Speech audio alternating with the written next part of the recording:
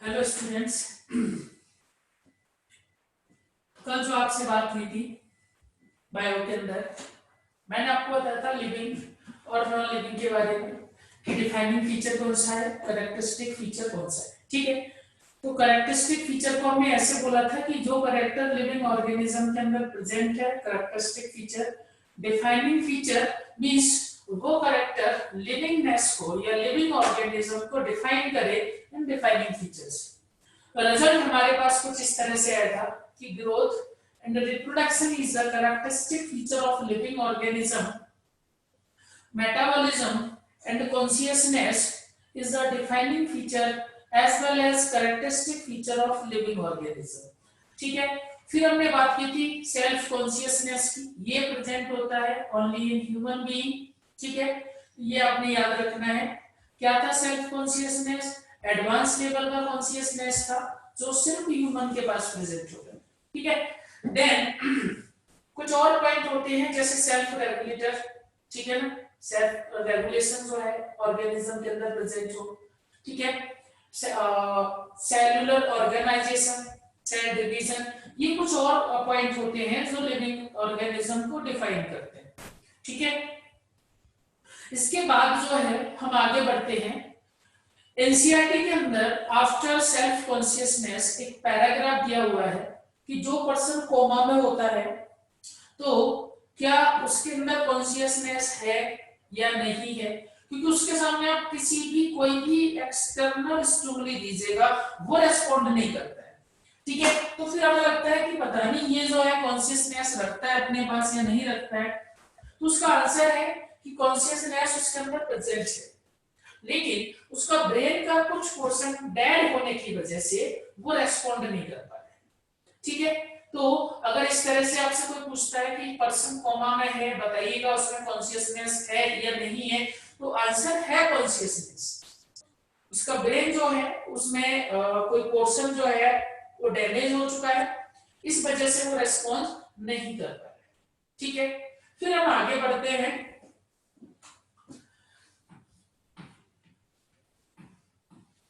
Taxonomy.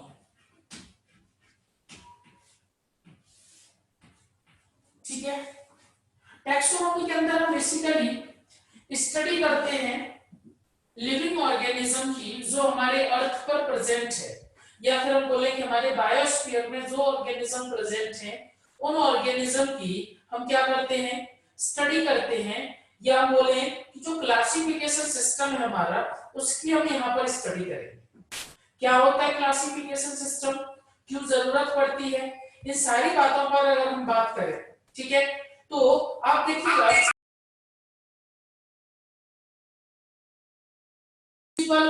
Of classification की study करते हैं।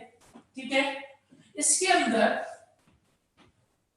जो हमें पॉइंट्स मिलते हैं, सबसे पहला हमारा होता है आइडेंटिफिकेशन। आइडेंटिफिकेशन, दूसरा हमारा पॉइंट होता है nomenclature, and third one is classification.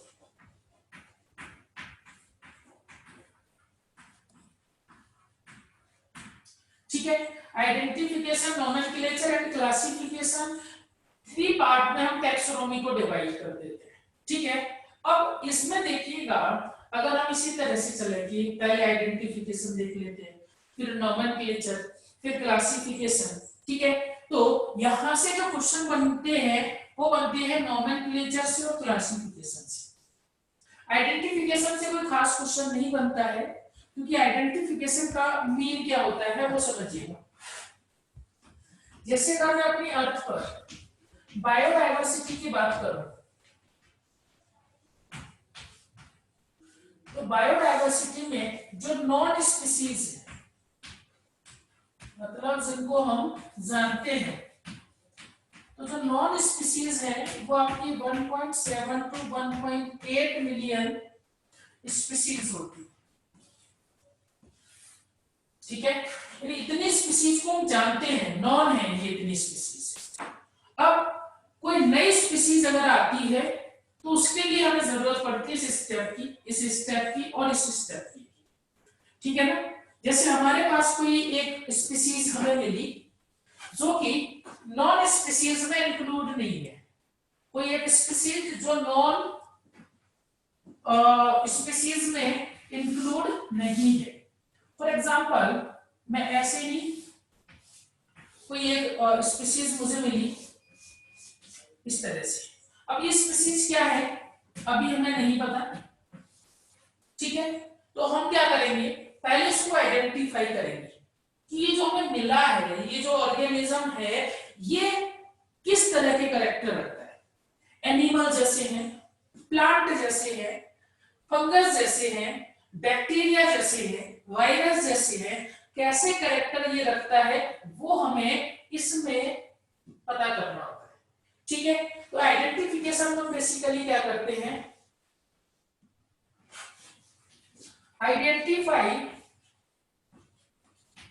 The unknown species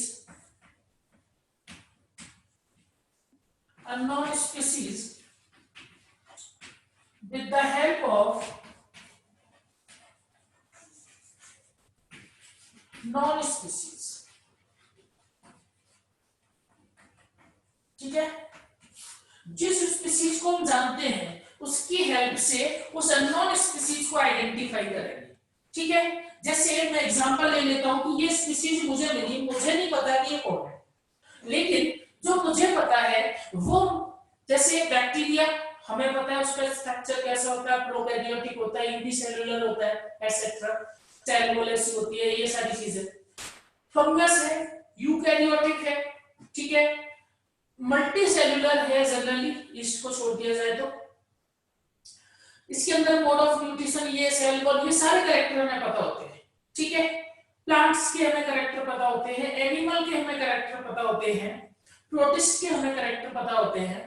तो हम क्या करेंगे, यहां पर इस स्पीसीज के अंदर उन कैरेक्टर को जो हम जानते हैं कि सेल वॉल कहां पर कैसी होगी, होगी नहीं होगी, अगर वो कैरेक्टर यहां पर किसी से भी मैच करता है देन हम जो है उसे आइडेंटिफाई करें।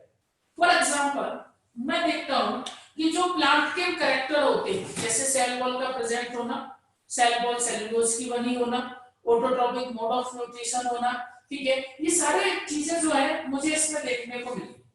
कोई एकदम नई स्पीसीज है, सारी चीजें मुझे देखने को मिली। देन मैं क्या करूंगा, मैं इतना समझ जाऊंगा कि ये जो है प्लांट्स, ये क्या है, प्लांट है।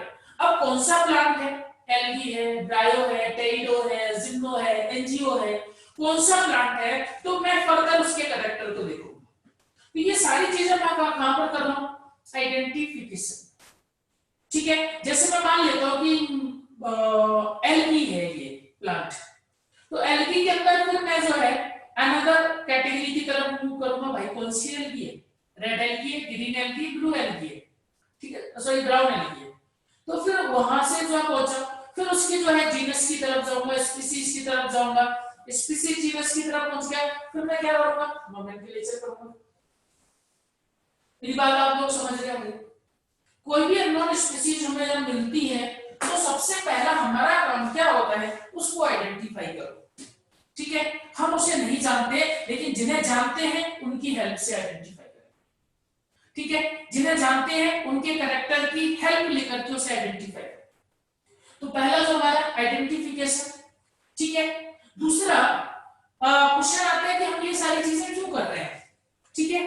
तो आप देखिएगा, number of non species hearing, unknown species अभी बहुत सारी हमारी अर्थ पर। ठीक है। ऐसा कहा जाता है कि अप्रॉक्स 8 मिलियन स्पीसीज जो है वो हमारी अर्थ पर। ठीक है। मतलब हम थोड़ा सा ही जानते हैं, बाकी सारी स्पीसीज तो भी अननोन ही है।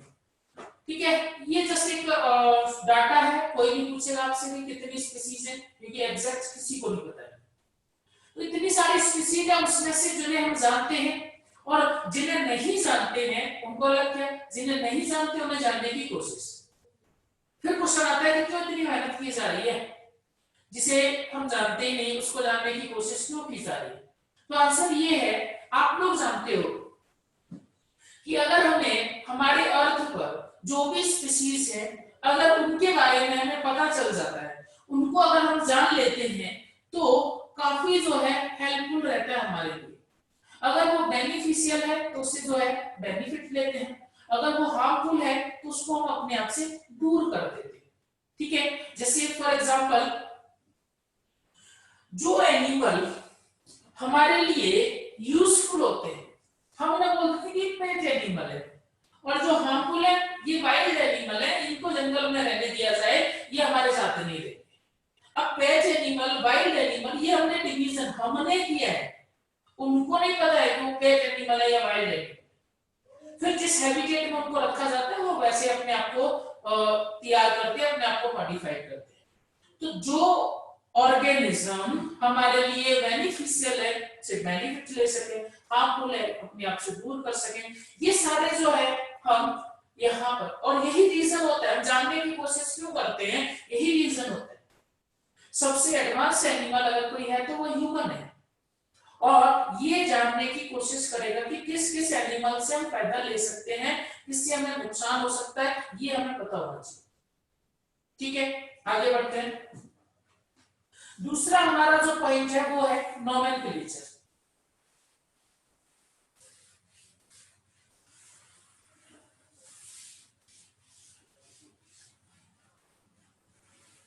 और तीसरा हमारा पॉइंट रहेगा क्लासिफिकेशन। देखो,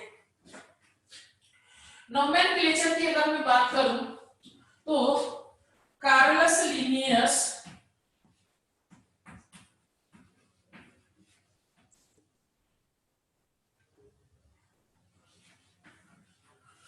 इन्होंने नोमेनक्लेचर के बारे में बाइनोमियल नोमेनक्लेचर सिस्टम दिया है।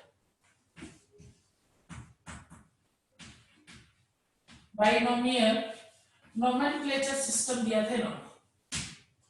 क्या होता है बाइनोमियल नोमेनक्लेचर? जिसमें हम किसी भी स्पीशीज का अगर हम नोमेनक्लेचर करते हैं तो वो दो वर्ड से मिलकर के बना होगा। ठीक है, एक होगा जीनस और दूसरा होगा उसका स्पीशीज। ठीक है, तो बाइनोमियल नोमेनक्लेचर जो है इन्होंने दिया, ये याद रखना है। इसके साथ साथ देखिएगा दो एनसीईआरटी के अंदर जो रूल हैं उनको लेकर के कुछ यूनियन है, उन यूनियन के बारे में हमें बात करनी होगी। जैसे ICBN, international code for botanical nomenclature.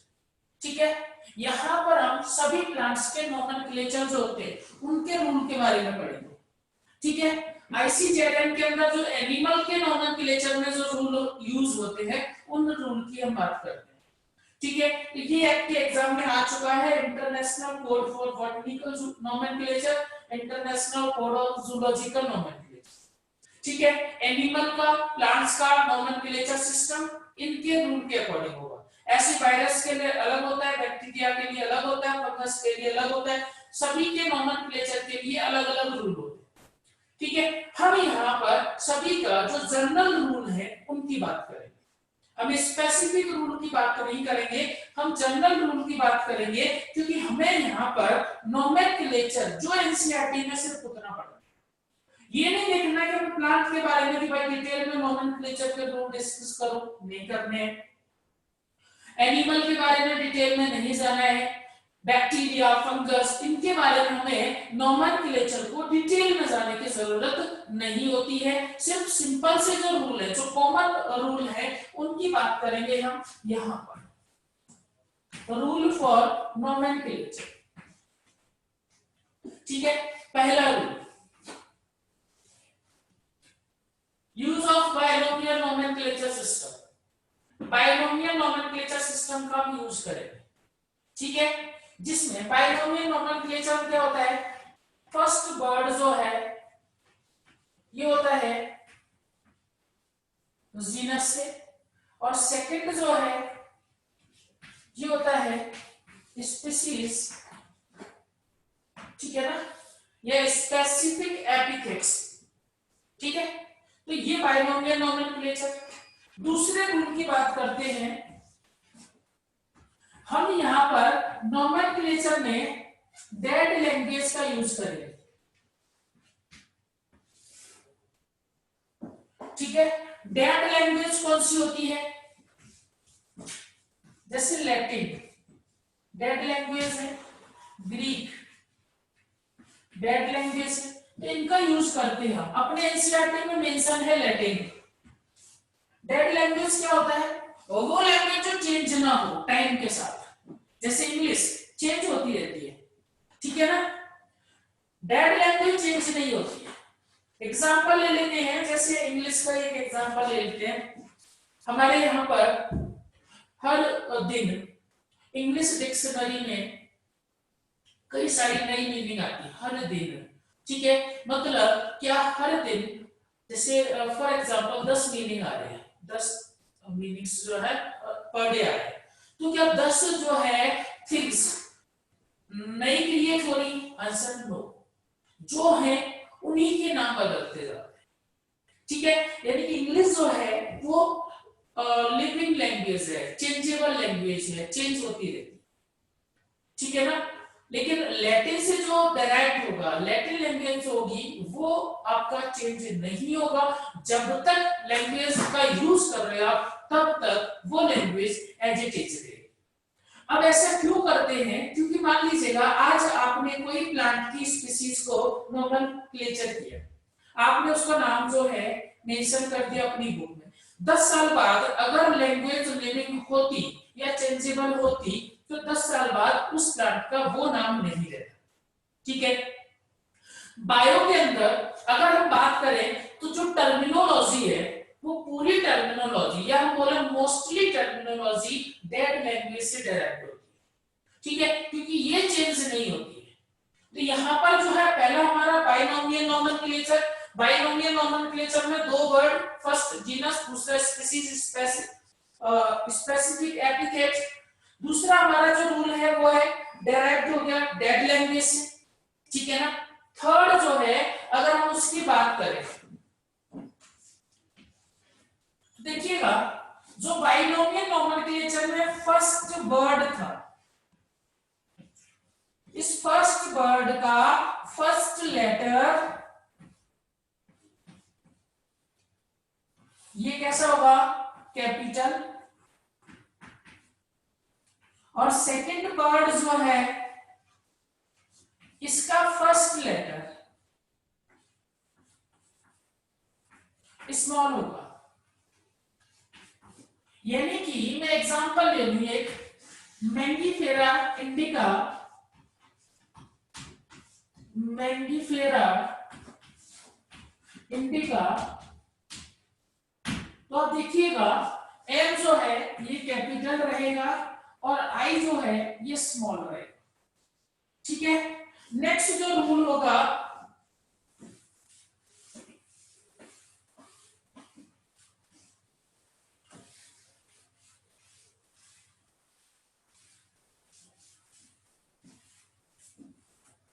देखो नेक्स्ट जो रूल होगा वो ये कि अगर हम इसको जो है टाइप कर रहे हैं, अगर हम इसको टाइप कर रहे हैं तो इटैलिक में करेंगे, और अगर हैंड रिटेन है तो हम सेपरेटली अंडरलाइन करेंगे। मैंगीफेरा इंडिका, आप सेपरेटली अंडरलाइन करोगे मैंगीफेरा इंडिका, ऐसा नहीं कि आप कंटिन्यूअसली अंडरलाइन करो, ठीक है। दूसरा, अगर इसमें साइंटिस्ट का नेम और मेंशन है, ठीक है, जैसे मैंगीफेरा इंडिका जो है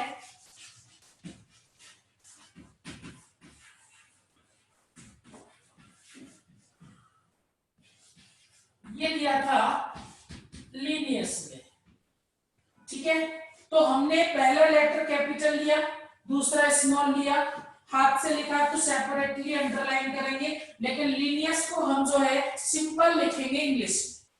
ऐसा नहीं कि आप जो अगर उसको टाइप भी करो तो इटैलिक में नहीं करें, ठीक है ना।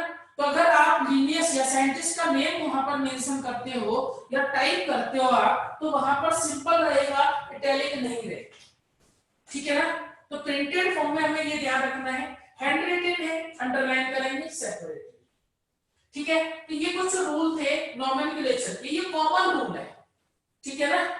ऐसे अगर हम और डीपली जाए तो एनिमल के लिए हम प्रोटोनिम्स यूज कर सकते हैं बट प्लांट्स के लिए नहीं कर सकते। क्या होते हैं प्रोटोनिम्स? एक जैसे एग्जांपल ले लेते हैं, कोबरा का साइंटिफिक नेम क्या होता है? नाजा नाजा, रिपीट हो रहा है, ठीक है ना। ऐसे ही अगर हम बात करें रेट की तो रेक्टस रेक्टस, एनिमल में यूज हो जाता है बट प्लांट में यूज नहीं होगा। आपको प्लांट में ऐसा कहीं देखने को नहीं मिलेगा कि मैंगीफेरा मैंगीफेरा, ठीक है ना। या आप कोई भी जो है एग्जांपल ले सकते हो। तो इस तरह से आपको प्रोटोनिम्स प्लांट में नहीं होता है, एनिमल में यूज हो जाता है। दूसरा स्पीसीज या फिर जीनस, जिसमें कम से कम 3 लेटर होने चाहिए और ज्यादा से ज्यादा 12 लेटर होने चाहिए, ठीक है ना। यानी कि जो आप बर्ड ले रहे हो उसमें मिनिमम 3 लेटर होने चाहिए और मैक्सिमम 12 लेटर होने चाहिए। इसमें कुछ एक्सेप्शन हमें मिल जाते हैं।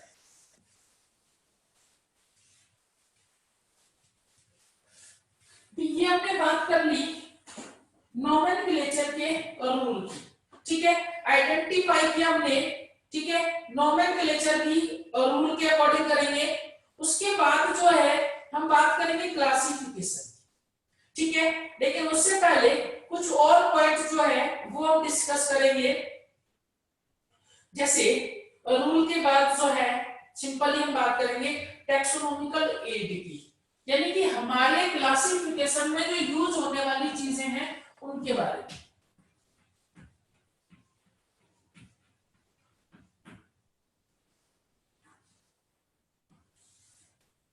ठीक है। या टैक्सोनॉमिकल एड से पहले हम बात कर लेते हैं टैक्सोनॉमिकल कैटेगरी, कैटेगरीज, ठीक है। टैक्सोनॉमिकल कैटेगरीज जो हैं ये होती हैं कौन कौन सी? किंगडम,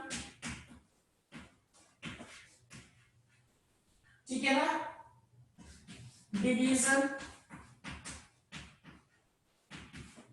या phylum, class, order, family, genus and species, ठीक है ना। तो टोटल टैक्सोनॉमिक कैटेगरी कितनी हो गई? 7 टोटल टैक्सोनॉमिक कैटेगरी होती है, ठीक है ना। इसके बाद देखिएगा यहां से जो क्वेश्चन बनते हैं, स्पीसीज जो है ये स्मॉलेस्ट टैक्सोनॉमिक कैटेगरी होती है, स्मॉलेस्ट टैक्सोनॉमिक कैटेगरी होती है, और किंगडम जो है ये लार्जेस्ट टैक्सोनॉमिक कैटेगरी होता है, ठीक है। अपने एनसीईआरटी में एक और दिया हुआ है डोमेन, ठीक है। तो अगर ऑप्शन में डोमेन आता है तो domain is the largest taxonomic category, ठीक है ना। लेकिन अगर ऑप्शन में डोमेन नहीं है तो kingdom is the largest taxonomic category. फिर क्वेश्चन आता है कि सर अगर हमें पूछे कि टोटल टैक्सोनॉमिक कैटेगरी बताइए तो 7, बट डोमेन को हम ऐड करते हैं तो 8 हो रही। तो डोमेन एक्चुअली जब हम 6 किंगडम क्लासिफिकेशन की बात करते हैं तो वहां पर हम यूज करते हैं extra taxonomic category, 7 main taxonomic category होती है, ठीक है। ऐसे तो फिर हम इसमें बहुत डिवीजन कर सकते हैं, ठीक है, जैसे स्पीसीज में सब स्पीसीज, फाइलम में सब फाइलम, लेकिन ऐसे नहीं, मेन टैक्सोनॉमिक कैटेगरी जो है वो होती है 7, ठीक है ना। इसके बाद यहां पर हम बात कर लेते हैं कॉमन कैरेक्टर और सिमिलर कैरेक्टर के बारे में, ठीक है ना। तो देखिएगा जैसे स्पीसीज की बात करूं तो यहां पर हमें देखने को मिलेंगे more similar character,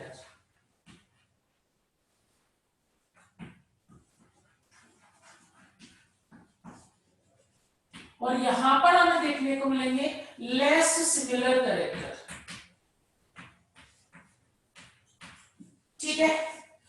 general character या कॉमन करेक्टर की बात करूं तो कॉमन करेक्टर मुझे यहां पर ज्यादा देखने को मिलेंगे, और अगर मैं यहां से बढ़ता हूं तो मोर कॉमन करेक्टर और इधर होंगे लेस कॉमन करेक्टर, ठीक है ना। तो कॉमन करेक्टर या जनरल करेक्टर जो है वो हम इस तरह से मूव करेंगे, सिमिलर करेक्टर जो है वो इस तरह से, अगर हम ऊपर की तरफ जाते हैं तो डिक्रीज होंगे, ठीक है ना। तो ये हमें याद रखना है यहाँ पर। दूसरा, इनको सीक्वेंस में याद रखना है क्योंकि वो यहाँ से भी क्वेश्चन बना सकता है। आपको चार यहाँ से कोई टैक्सोनॉमिक कैटेगरी दे दे और उन चार टैक्सोनॉमिक कैटेगरी से आपसे पूछ ले कि बताओ इसमें स्मॉलेस्ट कौन सी, लार्जेस्ट कौन सी, ठीक है। तो आपको इसी सीक्वेंस में याद रखना है, think divide by class in order family genus species, ठीक है। तो इस तरह से आप इनको याद रख सकते हो। देन आगे बढ़ते हैं हम।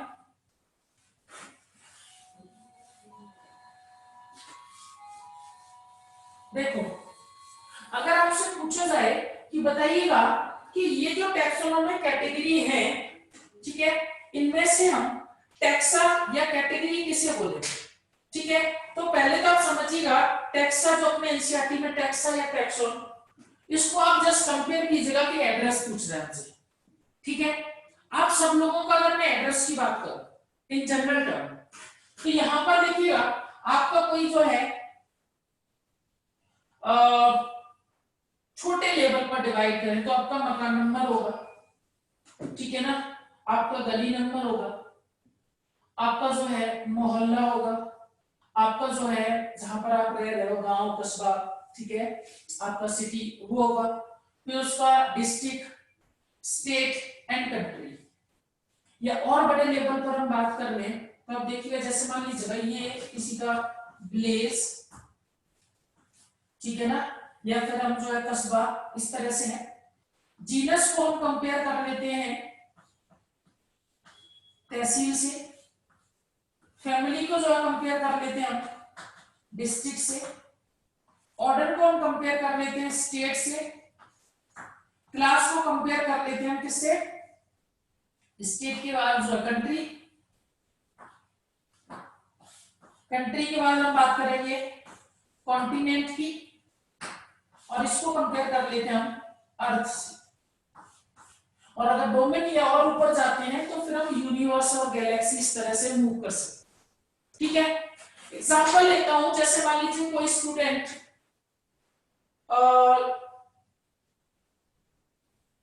कोई सा भी एक एग्जांपल ले लो, जैसे मैं यही का ले लेता हूं, संजौली से है, तो उसका कस्बा गांव जो भी रहेगा उसका कोई तहसील होगा, district Shimla, state Himachal Pradesh, country India, continent Asia, अर्थ अपना है, ठीक है ना।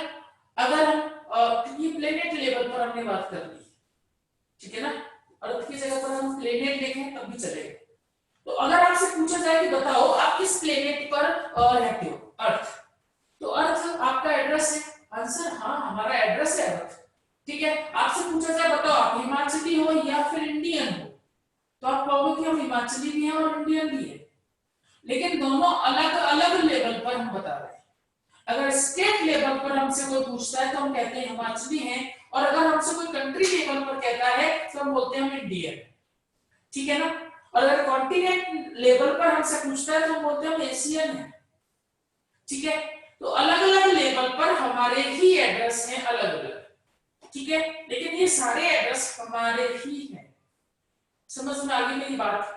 तो सारे एड्रेस सारे टैक्सोन है, टैक्सा है, लेकिन अलग अलग लेवल पर है, ठीक है। किसी भी स्पीशीज के लिए अलग अलग लेवल पर अलग अलग टैक्सा जो है वो हो सकते हैं, ठीक है ना। आगे बात करते हैं,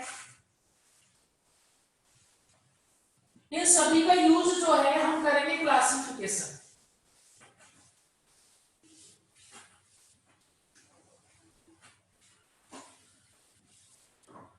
देखो, आगे बात करते हैं हम टैक्सोनॉमिकल कैटेगरी, ठीक है ना, या sorry taxonomical as.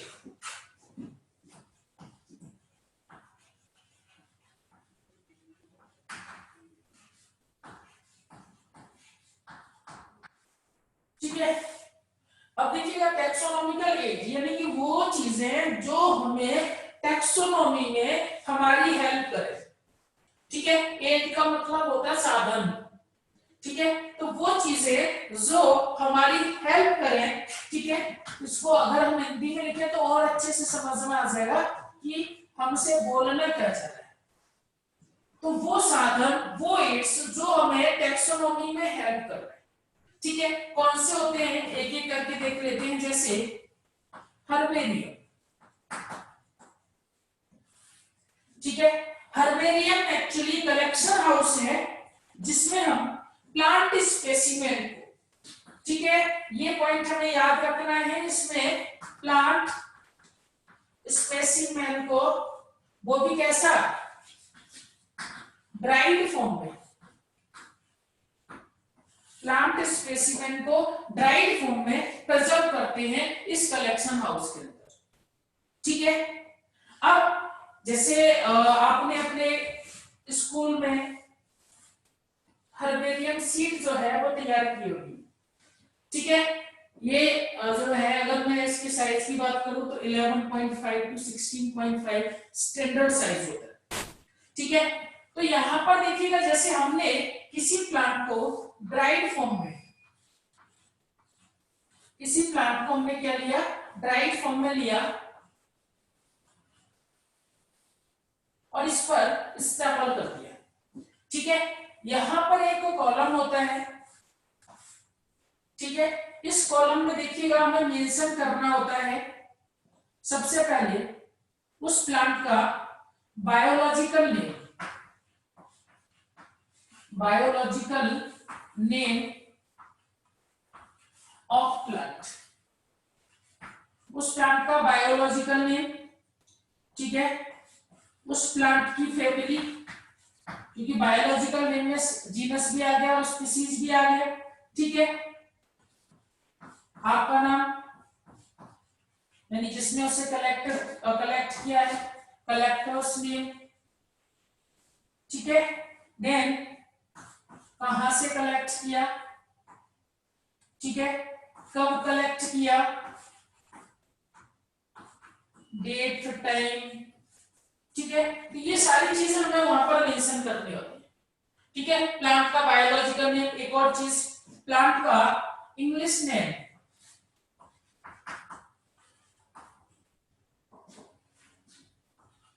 English name और प्लांट का लोकल नेम ऑल्सो। तो ये सारी इंफॉर्मेशन जो है हमें वहां पर फिल करनी होगी। ठीक है ना, तो यहाँ पर आपने हर्बेरियम क्या है, कलेक्शन हाउस है जिसमें कि प्लांट स्पेसिमेन को ड्राइड फॉर्म में प्रिजर्व करते हैं। ठीक है, हेल्प करता है हमें इमीडिएटली स्टडी करने के लिए।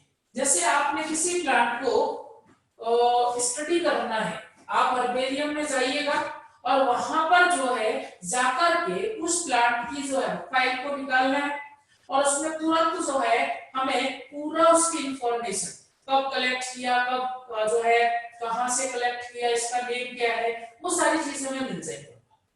ठीक है, तो ये चीजें हमें वहां पर मेंशन करनी होती हैं। दूसरा, हर्बेरियम के अंदर फाइल जो है वो सिस्टेमेटिकली अरेंज होती है। ऐसा नहीं होगा कि एंजियोस्पर्म की फाइल, जिम्नो, टेलिडो, ब्रायो, एल्गी सभी की फाइल एक साथ वहां पर रखनी, नहीं, उसके अंदर सिस्टेमेटिकली कि ये जो है ये इधर एंजियोस्पर्म की फाइल रखी जाएगी, दूसरी तरफ जिम्नो की, टेलिडो, ब्रायो, एल्गी, इस तरह से। और उसमें भी एनजीओ में हम और डिवीजन कर सकते हैं, मोनोकोट, डाइकोट। यानी आप देखिएगा प्लांट्स को हर्बेरियम में हम टैक्सोनॉमिकल कैटेगरीज यानी सिस्टेमैटिक तरीके से, सिस्टेमैटिक्स के अकॉर्डिंग अरेंज करते हैं। जिस भी प्लांट की हमें फैमिली, जीनस या कोई भी इंफॉर्मेशन होती है उससे रिलेटेड तुरंत फाइल को पिक कर लेते हैं। ठीक है ना, तो हर्बेरियम में जो आपने याद रखना है, एक तो प्लांट स्पेसिमेन ड्राइड फॉर्म में होना चाहिए, दूसरा जो है क्या क्या हम इसमें मेंशन कर रहे हैं और वो हमें पता होना चाहिए। ठीक है, सेकंड लेते हैं हम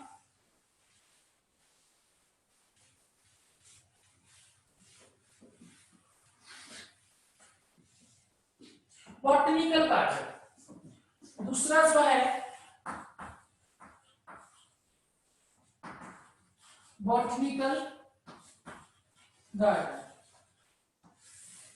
ठीक है, बॉटनिकल गार्डन के अंदर हम living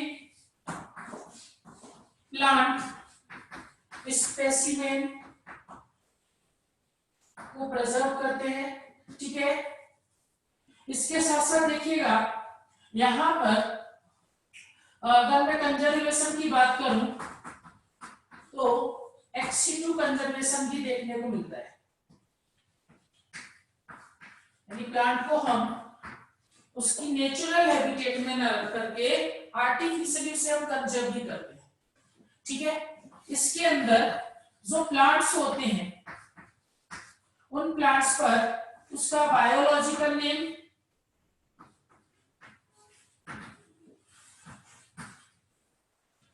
English, local name and family, ये मेंशन रहते हैं। ठीक है ना। इसके बाद कुछ बॉटनिकल गार्डन, जैसे फेमस बॉटनिकल गार्डन और रॉयल बॉटनिकल गार्डन कहां पर प्रेजेंट है? इंग्लैंड में। ठीक है ना, एक जगह है क्यू। दूसरा, अगर हम बात करें इंडियन बॉटनिकल गार्डन,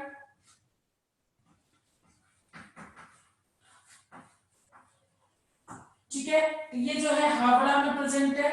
एक है आपका नेशनल बॉटनिकल रिसर्च इंस्टीट्यूट, ठीक है, NBRI, ये कहां पर प्रेजेंट है? लखनऊ के अंदर। ठीक है ना। तो ये जो है हमें कुछ बॉटनिकल गार्डन, ठीक है, कुछ रिसर्च इंस्टीट्यूट, तो ये सारी चीजें हमें पता होनी चाहिए। ठीक है, इसके बाद तीसरा जो टैक्सोनॉमिकल एड है वो हमारा होगा जूलॉजिकल पार्क।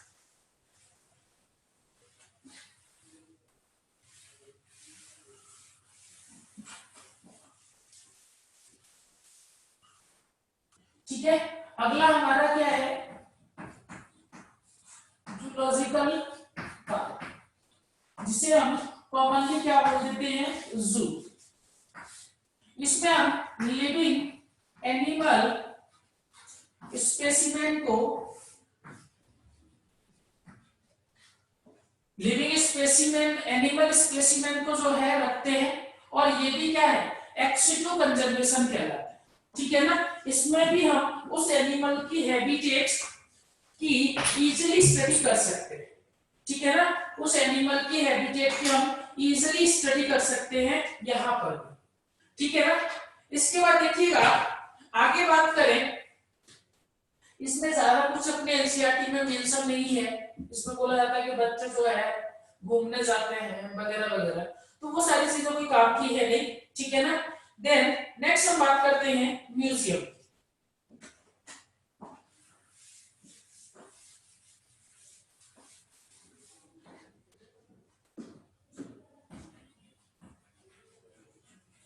म्यूजियम, ठीक है, म्यूजियम के अंदर देखिएगा जो स्पेसिमेन है वो animal,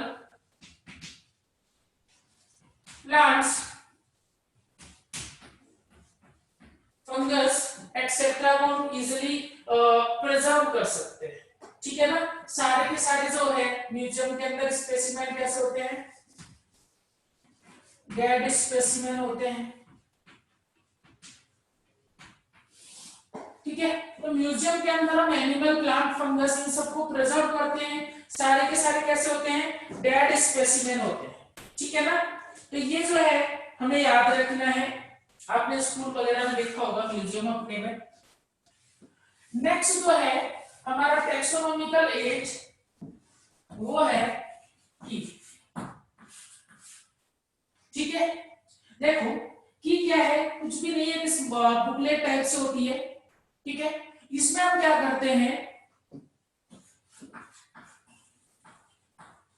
based on selection and rejection, इस पर बेस्ड होता है ये।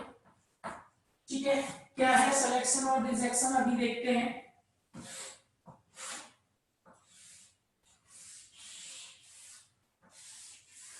जैसे हमारे पास ये बुकलेट है, मैंने इसके दोनों पेज ओपन किए हुए हैं। ठीक है, एक स्पेसिमेन है हमारे पास, ये कोई एक स्पेसिमेन है। अब ये स्पेसिमेन कौन है वो हम किसे आइडेंटिफाई कर सकते हैं। ठीक है ना, जैसे अगर मैं बात करूं तो यहां पर तो ये कैरेक्टर ले लेता हूं। जैसे मान लीजिएगा मैंने कैरेक्टर लिया सेल बॉल। क्या कैरेक्टर लिया मैंने? सेल बॉल, क्योंकि मैंने देखा इसके पास सेल बॉल है। एक तरफ लिखा है cell wall made up of chitin and second तरफ लिखा है cell wall made up of cellulose. मैंने देखा इसकी सेल बॉल सेलुलोज की है, तो मैं इसे क्या कर रहा हूं? सेलेक्ट कर रहा हूं, और इसे क्या कर रहा हूं? मैं रिजेक्ट कर रहा हूं। ठीक है, देन इसको मैंने सेलेक्ट किया और फिर मैं इसके फर्दर कैरेक्टर को देखूंगा। इसमें जो स्टेटमेंट दिए होते हैं, ठीक है ना, pair of statement is known as couplet. Pair of statement is known as couplet and each statement is known as lead. अगर हम स्टेटमेंट की बात करें तो स्टेटमेंट को हम क्या बोलेंगे? लीड। इस स्टेटमेंट को भी हम क्या बोलेंगे? लीड। समझ में आ रही मेरी बात? ये बेस्ड होती है सिलेक्शन और रिजेक्शन पर। इसमें जो किसी भी कैरेक्टर के लिए, जैसे मैंने कैरेक्टर लिया सेल बॉल, इसके लिए जो पेयर ऑफ स्टेटमेंट है उसे बोलेंगे हम कपलेट, और इंडिविजुअल स्टेटमेंट को क्या बोलेंगे? हम लीड बोलेंगे। ठीक है ना, तो इसका बड़ा यूज होता है टेक्सोनॉमी में। आप कहीं पर भी जाइएगा किसी भी एपिटेट में, इजीली जो है हम वहां पर देख सकते हैं इसका यूज जो है वो कितना आसान रहता है। इसके बाद कुछ और टेक्सोनॉमिकल कैटेगरी एड्स जैसे फ्लोरा, कैटलॉग, मैनुअल, मोनोग्राफ, ये जो है ये भी हमें हेल्प कर देते हैं आइडेंटिफिकेशन में। ठीक है ना, जैसे हमें हैबिटेट का एक्चुअल अमाउंट की इंफॉर्मेशन चाहिए तो हम फ्लोरा की बात करेंगे। फ्लोरा के अंदर प्लांट के डिस्ट्रीब्यूशन की बात की जाती है। ठीक है, कैटलॉग, मैनुअल, मोनोग्राफ वो भी इसी तरह से हमें इंफॉर्मेशन प्रोवाइड करते हैं।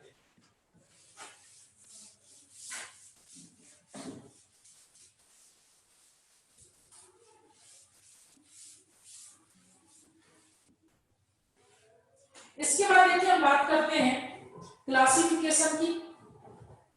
ठीक है ना, जो क्लासिफिकेशन हमें डिटेल में पढ़ना है उसकी बात करेंगे, और यूज जो है यहां पर किसका होगा? Taxonomical categories. ठीक है ना, तो देखो क्लासिफिकेशन में सबसे पहले जो है कुछ पर्सन, उनके पास ऐसे नाम ले लेता हूं जैसे Aristotle, father of zoology and father of biology. ठीक है, तो इन्होंने प्लांट्स का भी क्लासिफिकेशन किया था, एनिमल का भी क्लासिफिकेशन, बट बहुत सिंपल टाइप से किया था, कोई ज्यादा डिटेल में नहीं पूछता है। थियोक्रेटस फादर ऑफ बॉटनी। ठीक है, उसके बाद लिनियस। ठीक है ना, लिनियस जो है यहां से अपने एनसीईआरटी में भी मेंशन है ये।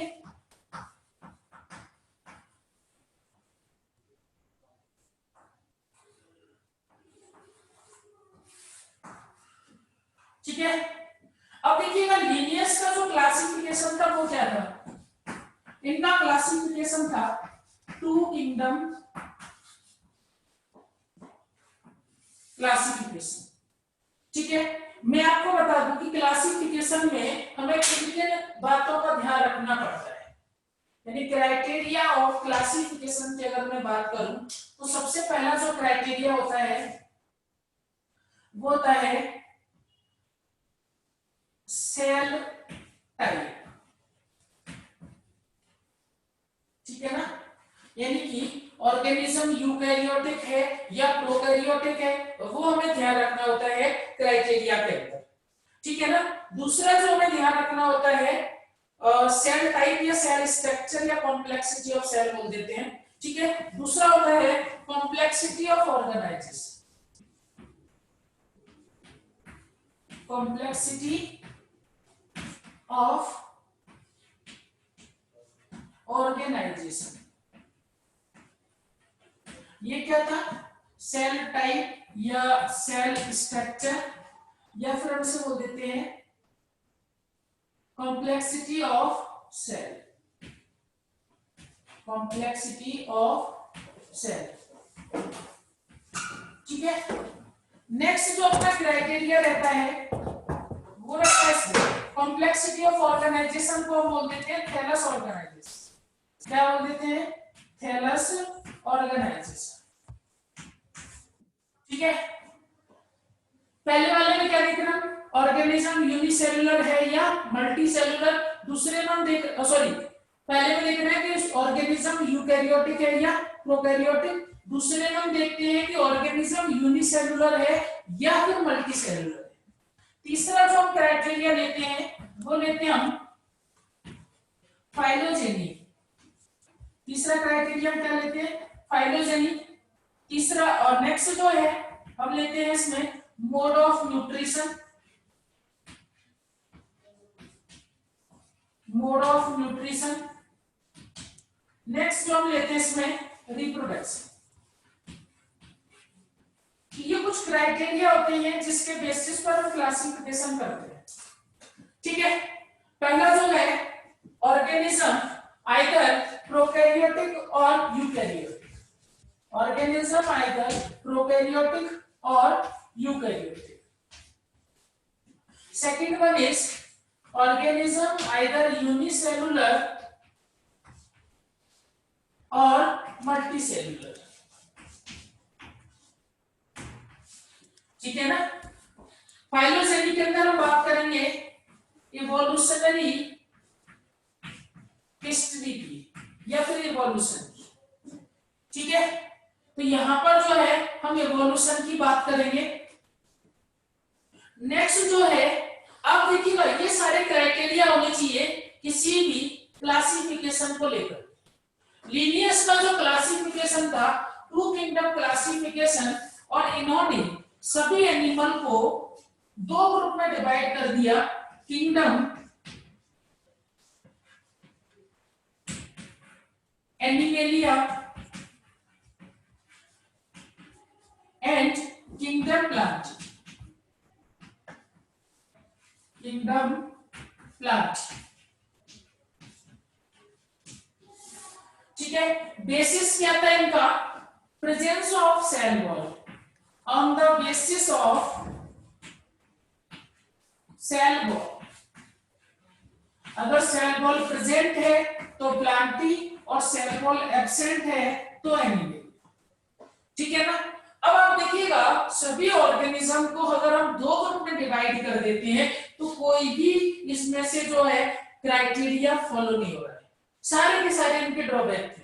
इन्होंने ये नहीं बताया कि यूकैरियोटिक कौन, इन्होंने नहीं बताया प्रोकैरियोटिक कौन, इन्होंने नहीं बताया कि यूनिसेलुलर कौन है, मल्टी सेलुलर कौन है। एनिमेलिया के अंदर अगर हम बात करें तो यहाँ पर जो है ऑटोट्रॉपिक मोड ऑफ न्यूट्रिशन देखने को मिल रहा है। ठीक है ना। Heterotrophic mode of nutrition.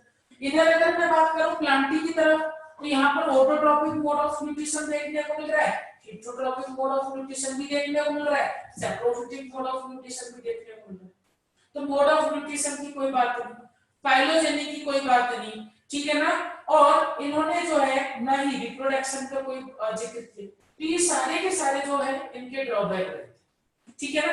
इसके बाद आगे कुछ और बात करेंगे क्लासिफिकेशन पर, देन हम आएंगे 5 किंगडम क्लासिफिकेशन पर। आज के लिए इतना ही। अगर आपको दिक्कत है, कोई भी डाउट है तो आप यहाँ पर डिस्कस कर सकते। 7248182674।